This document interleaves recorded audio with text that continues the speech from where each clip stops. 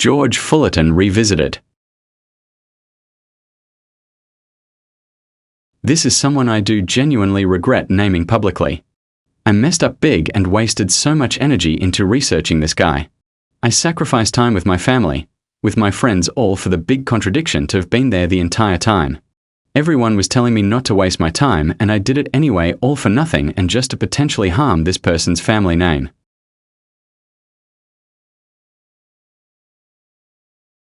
But was there ever any substance? Well, first let's go back to how this disaster started. I was looking into the Beaumont children and I was pulled back into the Zodiac mystery. I explained this in the Tides of Death book. Anyway, my favorite suspect was Paul Doe. Doe, by the way, is an excellent suspect and I fully applaud Kobek.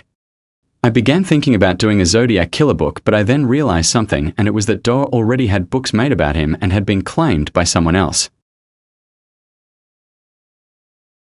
I then looked around for potentially better suspects, partly motivated by the belief the real killer was a lesser-known suspect, and I found Chester Klingle Jr. I looked at his obituary, made a video, then saw there was absolutely nothing to write a whole book about, so I went back to the drawing board. I looked at his obituary, made a video.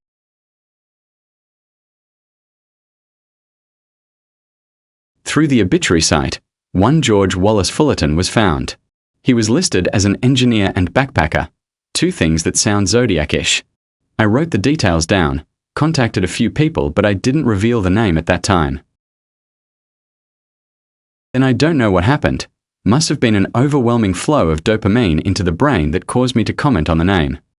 Immediately, I was met with people noting that he was in Nebraska for 97% of Zodiac activity.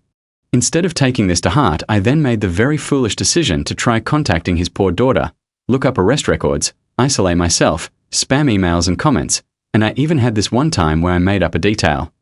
I am in no way bragging or even asking for forgiveness for my foolish decisions, but I genuinely feel guilty for what I did over those months. But was there ever anything?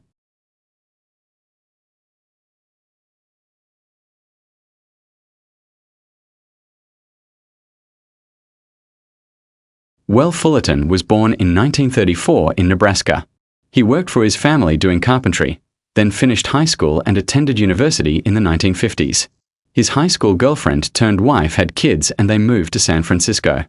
Crucially, he moved away from SF and back to Nebraska in the 1960s. In 1968, his wife died and he remarried in 1969 and had even more kids. I will say that I stand by his resemblance to both main sketches. His high school photo looks much like the Berryessa sketch, even down to the hairline. The engineering background was a big one as it gives him 89% of the skills required to be the Zodiac at least. His wife dying in '68 at the time for me sounded like motive material. Unfortunately or fortunately, there was both a lack of actual circumstantial evidence and a massive contradiction, one I would eventually come to understand, and I abandoned ship on this idea once and for all.